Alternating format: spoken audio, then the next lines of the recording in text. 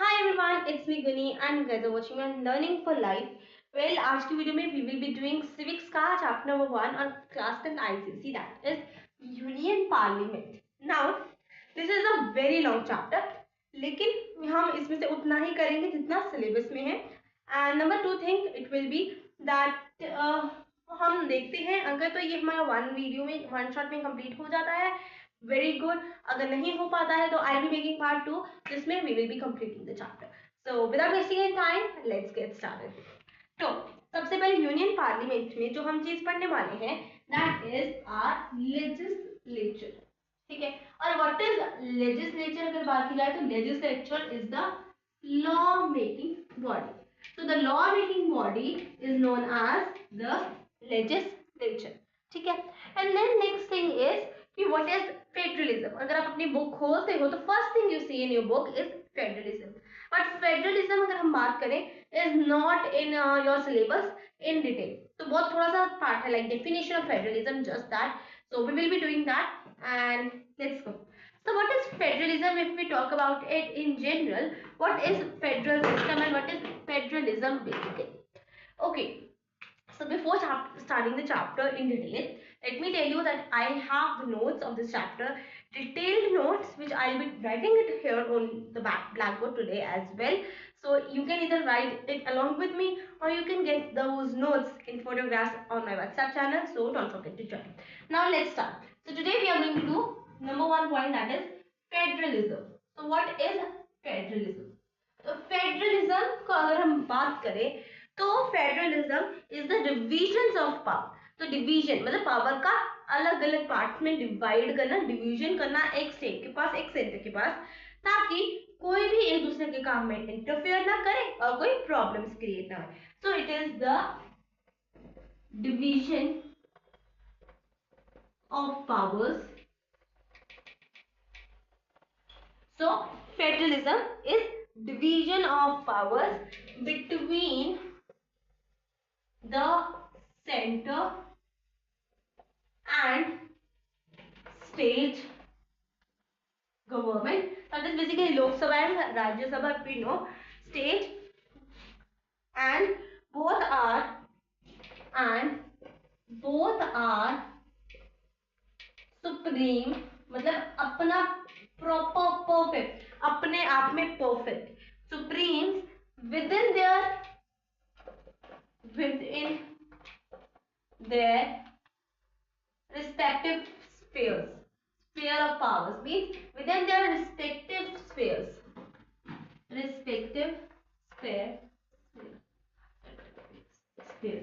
मतलब अपना पार्ट में जितना उनको पावर्स मिली, जितना पार्ट उनके पास पावर का है उसमें दे आर द परफेक्ट. वो अपना सारा जोड़ उसमें लगा रहे हैं, वो किसी और चीज में इंटरफेयर नहीं करिए. अगर मेरे पास पावर है ऑफ मेकिंग द लॉज, मैं लॉज बनाऊंगी. दो दूसरे के पास पावर नहीं है लॉ मेकिंग की तो वो उसमें इंटरफेयर नहीं करता. I be the only one doing that job. ठीक है. तो division of powers basically like Lok Sabha में मनी बिल इंट्रोड्यूस होता है तो लोकसभा ही मनी बिल को देख सकता है. राज्यसभा के पास कोई पावर नहीं है कि वो मनी बिल को चेंज कर सके या कुछ कर सके. ठीक है. Spheres and lastly according to the constitution. तो ये पावर्स डिवाइड किसने किए? ये पावर्स डिवाइड किया तो हमारे कॉन्स्टिट्यूशन ने. तो according to the constitution. I hope ये वाली जो हमारी फर्स्टली डिफाइन है फेडरलिज्म की, ये समझ आ गई होगी, क्योंकि फेडरलिज्म की डिफाइन की पॉइंट है जो हमारे डिवीजन ऑफ पावर्स को हमें हेल्प करेगी समझने में. ठीक है. Federalism the division of powers between the centre and the state. मतलब स्टेट और सेंटर में division and both are supreme within their respective spheres according to the constitution. अब ये जो चैप्टर है बेसिकली तो सिविक्स है, दैट इज कंसेप्चुअल. अगर आपको कंसेप्ट समझ आएंगे you can write it in your words very easily. But whereas हम हिस्ट्री की बात करें तो हिस्ट्री को आपको स्टोरी की तरह लर्न करना पड़ेगा. तो इन अंडरस्टैंड द फैक्ट्स. ये फैक्ट्स हैं, आप अपने आसपास देख रहे हो कि कैसे काम हो रहा है, तो understand the facts and right it in your own words. ठीक है. अब बेसिकली हमारा जो यूनियन पार्लियामेंट है, ठीक है, इसकी बात करते हैं. यह हमारा चैप्टर है तो इसका एक टेबल है. यह यूनियन पार्लियामेंट है. यहाँ पे सबसे पहले हमारा पार्ट आएगा प्रेसिडेंट. अब ये जो यूनियन पार्लियामेंट है इसे हम डिवाइड करेंगे, ठीक है। डिवाइड किया, यहाँ पे हम लेंगे एग्जीक्यूटिव, इसके बारे में बात करेंगे बाद में। यहाँ पे आ गया लेजिस्लेटिव, ठीक है। अब ये जो लेजिस्लेटिव है that is the parliament basically, legislative को हम पार्लियामेंट कहेंगे क्योंकि laws are made in the parliament. अब ये जो पार्लियामेंट है it is further divided into two parts. एक हो गया हमारा राज्यसभा, ठीक है, एक हो गया हमारा लोकसभा, ठीक है। अब इनकी यहाँ पे ही एक कॉम्पोजिशन देख सकते हैं हम लोग कि ये कॉम्पोजिशन हम आगे करने वाले हैं। देयर आर टोटल में अगर हम बात करें तो there are 250 members in Rajya Sabha, जिसमें से 12 are nominated by the president और जो 238 है वो इलेक्ट होते हैं। यहाँ पे जो लोकसभा की बात की जाए तो यहाँ पे 550 मेंबर्स हैं और दोनों ही इलेक्ट, दो पार्ट में अगर हम डिवाइड करें तो होते दोनों ही इलेक्ट हैं, बट 530 जो है वो स्टेट से आते हैं और बाकी के जो 20 है वो यूनियन टेरिटरीज से आते हैं। तो this is the table, you can understand the facts from this table कि क्या है, कैसे किसी में डिवाइड है। तो जो लेजिस्लेटिव जिसकी आज हम बात करने वाले हैं that is Lok Sabha and Rajya Sabha. Rajya Sabha में 250 मेंबर्स हैं और 238 इलेक्टेड है, whereas 12 are nominated by the president. फिर लोकसभा की बात करें तो 550 टोटल है, 530 are from states and 20 are from the union territories. अब आगे स्टार्ट करेंगे हम चैप्टर के साथ मेनली। तो व्हाट इज लोकसभा, हमने पढ़ा अभी लोकसभा क्या है, एक पार्ट ऑफ द पार्लियामेंट है, ठीक है, हमारे पार्लियामेंट का पार्ट है लोकसभा। लेकिन आपको अगर पता है तो हमारे पार्लियामेंट में दो हाउसेज है जो हमने बात की, एक है राज्यसभा एक है लोकसभा। अब इन्हें हमने पोजीशंस डेसिग्नेशंस प्रोवाइड किया, एक अपर हाउस है एक लोअर हाउस है, ठीक है। तो हम स्टार्ट करेंगे लोकसभा के साथ। तो Lok Sabha is the lower house, lower house कहते हैं हम इसे, या हाउस ऑफ पीपल कहते हैं हम इसे, हम कहते हैं इसे हाउस ऑफ पीपल, ठीक है। देन वेयर राज्यसभा की जब हम बात करेंगे तो I will be telling you दो चीजें हैं, वहां पे भी सेम चीज, ठीक है। यहाँ पे कौन कौन होता है, लोकसभा में होते हैं पीपल्स रिप्रेजेंटेटिव्स, ठीक है, जिन्हें लोगों ने इलेक्ट किया होता है, पीपल्स रिप्रेजेंटेटिव्स। और ये कैसे आते हैं, these are directly elected from the people, directly elected by the people. तो लोग इन्हें डायरेक्टली थ्रू वोटिंग इलेक्ट करते हैं, लोकसभा के इलेक्शन भी आ रहे हैं हमारे यहाँ, ठीक है। अब बात करते हैं टर्म की, वेरी इंपॉर्टेंट पॉइंट। टर्म है लोकसभा की 5 इयर्स, हर 5 इयर्स के बाद एक नई लोकसभा को हम चूज करते हैं, ठीक है। तो अब Lok Sabha important point, write it as a very important, अगर आप बुक के साथ पढ़ रहे हैं तो mark it as very very very important point that Lok Sabha can be dissolve before the completion or expiry of its full term। मतलब पूरी टर्म, मतलब 5 इयर्स कंप्लीट होने से पहले पहले ही हम लोकसभा को डिसॉल्व कर सकते हैं। कैसे कर सकते हैं, बाय प्रेसिडेंट। कौन करेगा लोकसभा को डिसॉल्व, प्रेसिडेंट करेगा, पर कैसे करेगा, ऑन एडवाइस ऑफ, किसकी एडवाइस पे करेगा, on advice of prime minister. Prime minister advice करता है कि Lok Sabha can not do anything now, वो डिसीजंस नहीं देख पा रही है, तो प्रेसिडेंट क्या करेगा, उसे लोकसभा को डिसॉल्व कर देगा। एक प्राइम मिनिस्टर की एडवाइस है और एडवाइस है ऑफ काउंसिल ऑफ मिनिस्टर्स की। एक प्राइम मिनिस्टर एडवाइस दे रहा है, एक काउंसिल ऑफ मिनिस्टर्स एडवाइस दे रहे हैं कि लोकसभा को डिसॉल्व कर दिया जाए, ठीक है।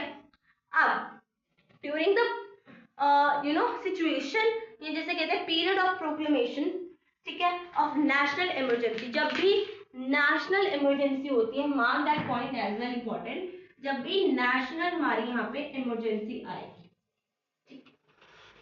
तो why are you writing this points? अगर तो हमें क्वेश्चन आता है what is the term of Lok Sabha, अगर तो क्वेश्चन है 1 मार्क्स का, तो यू कैन राइट सिंपली कि the term of Lok Sabha is of 5 years, 1.1 mark. लेकिन अगर यही क्वेश्चन आपको 2, 3, 4 इन मार्क्स में आ जाए तो you have to write completely कि हाँ इसकी टर्म है 5 years, लेकिन ये पहले भी डिसॉल्व हो सकती है अगर बाय प्राइम मिनिस्टर, किसके एडवाइस पे? Ministers and council of ministers पे। एक और दूसरी बात, नेशनल इमरजेंसी पे जो है हमारी जो लोकसभा की जो टर्म है, term of Lok Sabha can be extended,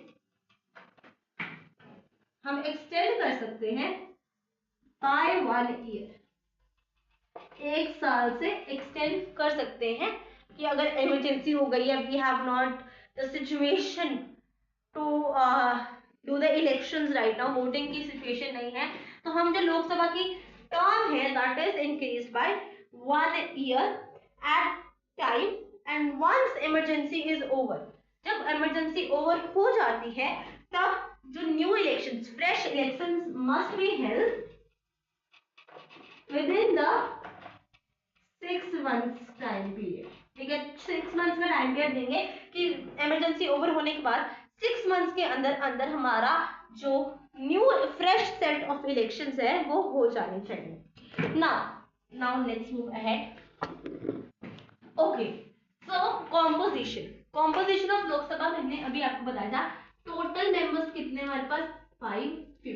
ठीक है, 550 में से हमारे यहाँ पे हम डिवाइड कर देंगे, 550 को डिवाइड कर देंगे, और यहाँ पे जो हमारे 530 मेंबर्स हैं that will be from states, और जो बाकी के 20 मेंबर्स हैं that will be from union territories से, यूटी से।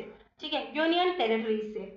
अब ये सारे क्या है? इलेक्टेड मेंबर्स है, जैसे हमने बात की। अब नंबर 2 थिंग कि जो सबसे ज्यादा मैक्सिमम नंबर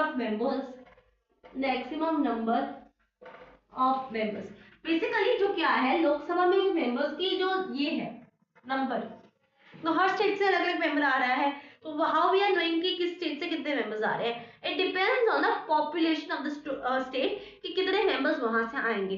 तो मैक्सिमम नंबर ऑफ मेंबर्स कहां से आते हैं? हमारे यूपी से, उत्तर प्रदेश से। ठीक है, एंड नेक्स्ट थिंग इज कि जो यूनियन टेरिटरीज हैं वो अभी एक फिलहाल ही एक यूनियन टेरिटरी मर्ज हुई थी हमारी 2020 में, that is Dadar and Nagar Haveli,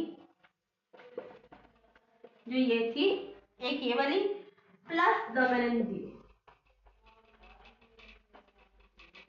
ये जो दो टेरिटरीज हैं they are merge together on January 26, that is republic day 2020। तो 2020 में ये हमारी जो बेसिकली दो यूनियन टेरिटरी थी, दादर एंड नागर हवेली और दमन एंड दीव, ये दोनों मर्ज होके एक बन चुकी हैं। और इसकी मर्ज का क्या रीजन है? क्योंकि वो बहुत पास पास थी और दो अलग अलग सारे ऑर्गेनाइजेशन चलाना, इससे अच्छा एक से ही हम सारा काम कर दे। अब बात करेंगे very important topic that is qualifications. Okay, तो हम बात करेंगे qualifications. The best way to learn qualification is create this type of boxes या कोई भी शेप्स इन योर नोटबुक्स, ताकि you can learn it in the point format. 7 boxes थे, हमें 7 लर्न करनी है और फटाफट से यू कैन रिवाइज। तो सबसे पहले एल, ठीक है, number 1 is citizen of India. जो भी हमारा होगा लोकसभा का मेंबर, ही और she must be the citizen of India. Number 2 is 25 years of age. ठीक है, at least of 25 years of age होना चाहिए। तो give me a second, yes, ठीक है। नंबर 2 मस्ट हैव नेम, किसमें नेम होना चाहिए उसका? Name in electoral rolls of country. और बेसिकली एक वोटर कार्ड जो होता है इलेक्टोरल रोल्स ऑफ कंट्री में उसका नाम होना चाहिए। ठीक है, देन नेक्स्ट पॉइंट जो हमारा आ जाएगा, must not be of unsound mind.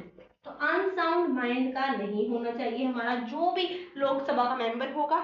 ठीक है, मस्ट नॉट बी इंसॉल्वेंट। तो एक इंसॉल्वेंट नहीं होना चाहिए बेसिकली, जो देश के पैसे लेके भागा हो या देश के लिए उसने कुछ बुरा किया हो, वो भी नहीं होना चाहिए। Must not be proclaimed criminal, कोई क्रिमिनल नहीं होना चाहिए, उसने कोई क्रिमिनल ऑफेंस नहीं किया होना चाहिए। And the last thing is must not have, must not have of any office of profit, any office of profit under government. ठीक है, गवर्नमेंट के अंदर उसका कोई भी ऑफिस ऑफ प्रॉफिट, ऐसे उसके पास कोई जॉब नहीं होनी चाहिए कि जिसमें वो गवर्नमेंट से पैसे ले रहा हो। And this was mainly about Lok Sabha कि what are the term qualifications, को लोकसभा है क्या, कॉम्पोजिशन क्या है। So these qualification are very important, इसमें से कुछ ना कुछ तो आपको पेपर में पूछा जाने वाला है। एंड अगर अगर आपको क्वेश्चन आता है write 2 to 3 qualifications of Lok Sabha members, तो अगर आपको सारी नहीं याद या what are the main qualification, दो दिन तो आपको पक्का करनी ही करनी है, that is citizen of India, 25 years of age। ये दो you should learn by heart. Number next are the ones जो भी पूछी जा सकती है। अगर आपको क्वेश्चन है write the qualifications of members of Lok Sabha and question है 4 मार्क्स का, you have to write all 7 qualifications. ठीक है, सो राइट इट। क्या होना चाहिए, बहुत सिंपल है। Citizen of India, 25 years of age, must not be insolvent, must not be criminal, must not have office of profit, must have name in the electoral college, and then last is must not have unsound mind। Simple। So 7 qualifications you it must be on your picks। अब बात करेंगे about the parliamentary procedures। So now we are going to talk about parliamentary procedures, जिसमें से सबसे पहला we will be talking about sessions, number 2 will be quorum। ठीक है, sessions, quorum, then we will be talking about question hour। question hour is very important, इसमें आपको कुछ important चीजें, 3 टाइप्स ऑफ क्वेश्चन होते हैं वो भी पढ़ेंगे हम लोग, क्वेश्चन आर। ठीक है, then we have 4th number पे 0 आवर। ठीक है, question or 0 hour. Then we have types of motions. ठीक है, कौन से मोशंस पास होते हैं पार्लियामेंट में, तो टाइप्स ऑफ मोशन। ओके, सो ये बहुत ज़्यादा इंपॉर्टेंट टॉपिक है जो पार्लियामेंट प्रोसीजर्स वाला, क्योंकि इसमें से आपको क्वेश्चंस आ सकते हैं। अब टाइप ऑफ क्वेश्चंस में मोशंस पे भी बहुत सारे मोशंस हैं, तो वो हम पढ़ेंगे। Then we will be studying about the adjournment and prorogation. ठीक है, these are all the parliamentary procedures we are going to talk about today। then उसके बाद हम लोकसभा के स्पीकर की फंक्शंस एंड एवरीथिंग के बारे में बात करेंगे। स्टार्ट करते हैं सबसे पहले से, that is sessions. Very important part is sessions. ठीक है, अब सेशंस क्या है, वेरी इंपॉर्टेंटली आपको इसे समझना है, बिकॉज सेशन का क्वेश्चन पेपर में आना इज वेरी कॉमन। ठीक है, देखना है सेशन का मतलब क्या होता है, सिटिंग, पार्लियामेंट की सिटिंग्स। ठीक है, अब कब कब सेशन लगता है, तो देयर आर मेनली 3 सेशंस, जिसमें से 2 होने जरूरी है। ठीक है, तो सबसे पहले तो समन कौन करेगा हाउस को, समन कौन करेगा हाउस को, समन कौन करेगा, tell me in the comment section. तो कौन करेगा, प्रेसिडेंट ऑफ इंडिया जो है वो हाउस को हमारे समन करेगा। Number 2 is he each a house, so each house should meet at least twice, कम से कम 2 बार मिलना है, with not more than 6 month gap।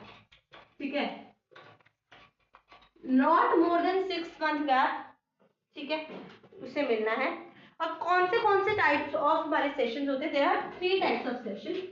ठीक है, एक होगा हमारा बजट सेशन। ठीक है, एक होगा हमारा मॉनसून सेशन, और एक होगा हमारा विंटर सेशन। तो ऐसा एक क्वेश्चन बोर्ड के एग्जाम में आया था last time that identify which is not one of the motion sessions which happens in the parliament. So question option से MCQ था ये question. Budget, monsoon, winter, summer. So what are you going to take? Read the question twice. That not question में not लिखा हुआ था. So we are going to take summer. और अगर कहते कि which are which is the one of the motions that occur session, write the names of the sessions. So or option होता budget, monsoon, winter, all of the above. So what are we going to write? All of the above. तो ये sessions है parliament के और ये कब कब होते हैं? जो बजट सेशन है that occurs Feb to May. ठीक है, मई तक बजट सेशन चलेगा. Then next is July to August monsoon session होगा हमारा एंड विंटर सेशन हमारा नवंबर टू दिसंबर में रहेगा. ठीक है, so this is all about the session. एक और चीज एक हमारा होता है joint session. What is joint session? Joint session basically है जब लोकसभा और राज्यसभा का सेशन इकट्ठा लगे. ठीक है, इकट्ठी मीटिंग हो पार्लियामेंट में, that is called as joint session. And ठीक है, एंड यहाँ पे ये कब होता है? When does it happen? ये हैपन होता है एक सिचुएशन ऑफ डेडलॉक में, जब लोकसभा और राज्यसभा के जो आइडियाज हैं वो मैच नहीं कर रहे हैं and they are not able to find a solution. तो इकट्ठा मंगाया जाता है सेशन जहाँ पे सारी टीम्स के रखे जाते हैं हमारे opinions and then we are going to decide. Number 2 जो मैं चीज कहने वाली थी कि कौन इसे बुलाता है, तो speaker of Lok Sabha will be calling the joint session. ठीक है, head of the Lok Sabha that is speaker of the Lok Sabha. ठीक है, हेड बेसिकली लोकसभा का स्पीकर आपको मैसेज देगा लाके कि ज्वाइंट सेशन आ जाओ, लेकिन ये इसे कौन कहता है मैसेज देने के लिए? That is the president. ठीक है, प्रेसिडेंट बुलाता है ज्वाइंट सेशन. किसके थ्रू बुलाता है? स्पीकर के थ्रू. ठीक है, now we are going to talk about quorum. So हमारा टॉपिक है quorum. So what is quorum basically? तो कोरम है the minimum number of members, minimum number of members, कम से कम मेंबर्स. वो नंबर जो कम से कम है कि कम से कम इतने मेंबर्स प्रेजेंट होने चाहिए. Minimum number of members required to be present. कम से कम इतने नंबर ऑफ मेंबर्स हमारे प्रेजेंट होने चाहिए इन द हाउस में to start to transact the business of the house या to start the business of house. House का सेशन स्टार्ट करने में, और यहाँ हमें क्या कहते हैं, हम इसे हाउस का सेशन स्टार्ट करने में, यहाँ हमारा हाउस की मीटिंग स्टार्ट करने के लिए एटलीस्ट इतने मेंबर्स होने चाहिए प्रेजेंट. तो हमारी कोरम क्या है बेसिकली? It is 1/10. ठीक है, कोरम इज 1/10. ठीक है, shall be present to conduct the session of the house. So 1/10 of total. जैसे अगर हम एग्जांपल ले रहे हैं हमारी लोकसभा की, तो लोकसभा इज 550 मेंबर्स. तो कम से कम कितने प्रेजेंट होने चाहिए होंगे हमारे पास? 50 मेंबर्स. 55 मेंबर्स कम से कम होंगे तभी सेशन अकर होगा. वैसे ही अगर हम एग्जांपल लेते हैं 250 मेंबर्स जो है हमारे राज्यसभा में, तो कम से कम कितने मेंबर्स प्रेजेंट होने चाहिए? 25 मेंबर्स प्रेजेंट होने चाहिए ताकि हमारा जो सेशन है वो स्टार्ट हो सके. और कौन देखता कि कोरम कंप्लीट है कि नहीं है, मीटिंग होगी कि नहीं होगी? It is all seen by the speaker. Speaker has the responsibility to maintain the quorum of the house. Now next is question hour. Question hour, so question hour बहुत simple है. क्वेश्चन आवर मींस एक समझने वाला topic है. Question hour is the first hour. सबसे पहला our हमारे session के स्टार्ट होने के बाद का, जब दैट यूजुअली स्टार्ट्स एट 11. तो 11 to 12 का जो आवर होता है जिसमें सारी जो पार्टीज हैं वो रूलिंग पार्टी से क्वेश्चंस पूछेंगी on the basis of the people's interest. ठीक है, इंटरेस्ट ऑफ पीपल. तो यहाँ पे जो गवर्नमेंट पॉलिसीज हैं दे आर ओपन टू स्क्रूनिटी, तो स्क्रूनिटी पे ओपन है कि कोई भी उस पर क्वेश्चन कर सकता है for on the behalf of the people of India.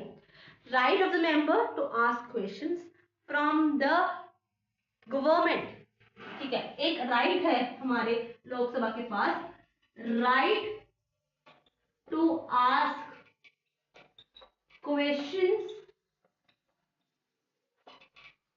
from the government is called interpellation, ठीक है, इसे हम कहते हैं interpellation। So the right of people of India, right of people of Lok Sabha, the members of Lok Sabha to ask questions from the government or the ruling party is known as interpellation, ठीक है। And type of questions, अब एक बात है, question are तो है, ठीक है, ओके, हमने समझ लिया क्वेश्चन पूछने का राइट भी है, सब कुछ है, लेकिन किस तरह के क्वेश्चन पूछे जाते हैं तो वो बात करेंगे। टाइप्स ऑफ क्वेश्चंस में हमारे पास 3 तरह के क्वेश्चंस आएंगे बेसिकली।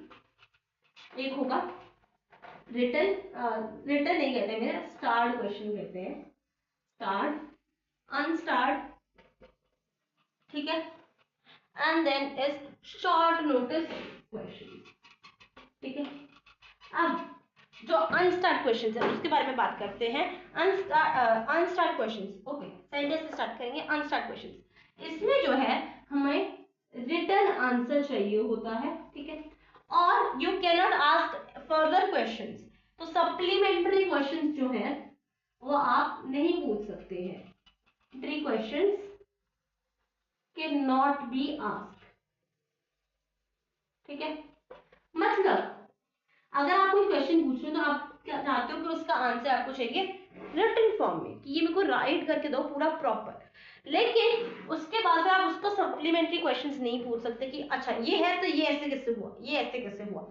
लेकिन ऑन द अदर हैंड अगर आप पूछ रहे हो स्टार्ट क्वेश्चन तो आपको मिलेगा ओरल आंसर, और यहाँ पे आप सप्लीमेंट्री क्वेश्चन पूछ सकते हो। कंप्लीट राइट है आपके पास टू आस्क सप्लीमेंट्री क्वेश्चंस, कि अच्छा आपने ये जवाब दिया है तो ये ऐसा क्यों नहीं हुआ, ये ऐसा क्यों है, तो आप और भी क्वेश्चंस पूछ सकते हो।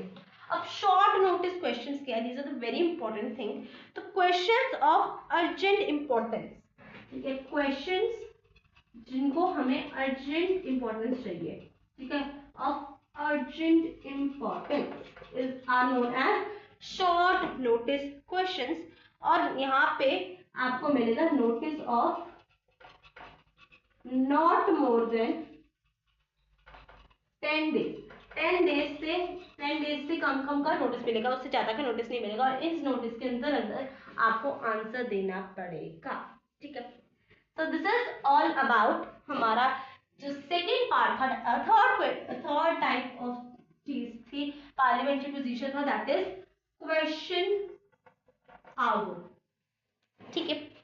अब okay, so now we have 0 hour, तो 0 hour is the next hour, period of 1 hour, जो कि अगला आवर है आफ्टर क्वेश्चन आवर। तो क्वेश्चन आवर के बाद का टाइम जो कि यूजुअली 12 PM का होता है, और कब तक चलता है टिल लंच ब्रेक, ठीक है, लंच ब्रेक तक ये टाइम चलता है।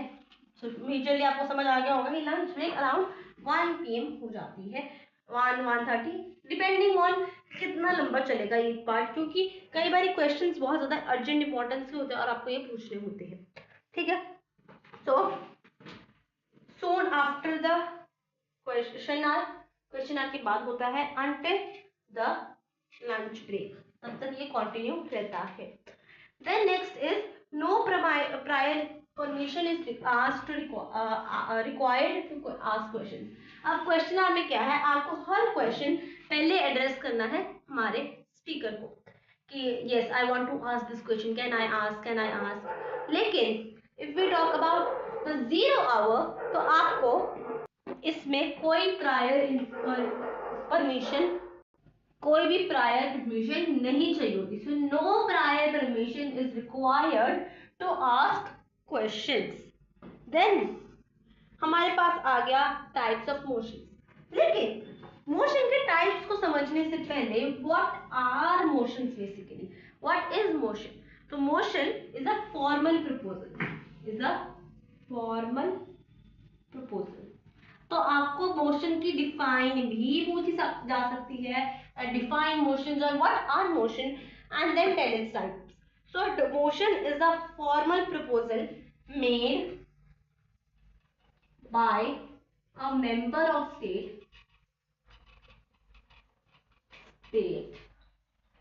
के मेंबर ने एक फॉर्मल प्रपोजल दिया है that the house should stop anything it's doing, should take up a particular matter, take up a particular matter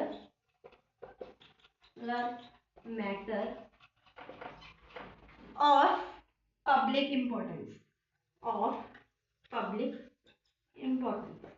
तो बेसिकली इसमें होता क्या है?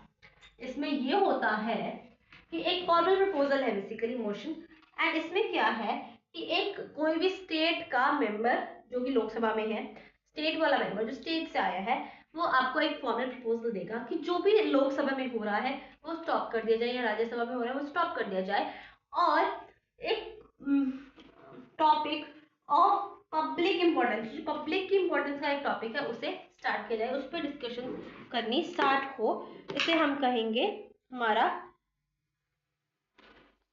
मोशन। अब टाइप्स ऑफ मोशन क्या क्या है? We have adjournment motion, adjournment motion is very important. Then we have no confidence motion, ठीक है, and then we have the last topic that is adjournment and prorogation of house, जो कि हम करेंगे in our next video, next lecture में। what we are going to do in the next lecture is adjournment motion, no confidence motion, then adjournment and prorogation of the house, very important topic। तो इसका reason क्या है adjournment के, then speaker of the Lok Sabha के बारे में बात करेंगे, उसकी election, vacation of state and everything, फिर आ जाएंगे स्पीकर के roles and functions, and then we will be starting of Rajya Sabha, फिर हमारा पॉइंट स्टार्ट होगा राज्यसभा से। तो पार्लियामेंट्री पोजीशंस जो है वो राज्यसभा और लोकसभा के कॉमन काइंड ऑफ होते हैं, मेजरली लोकसभा में होते हैं, लेकिन राज्यसभा फिर हम स्टार्ट करेंगे। राज्यसभा में फिर से we will be talking about composition, term, quorum, election, qualification, everything.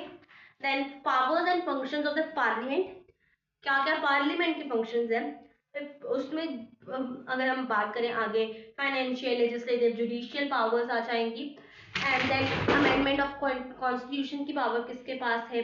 Then फिर हमारे पास एक क्वेश्चन आएंगे special powers of Lok Sabha and special powers of Rajya Sabha, तो सिर्फ उनके पास है, तो वो भी we will be discuss. So I'll see you guys in the next one. Till then, bye bye. Thanks for watching, and don't forget to hit the like button, share this video with your friends, and subscribe to the channel. Also, ask me all your questions in the comment section. I'll be sure to reply them. Bye.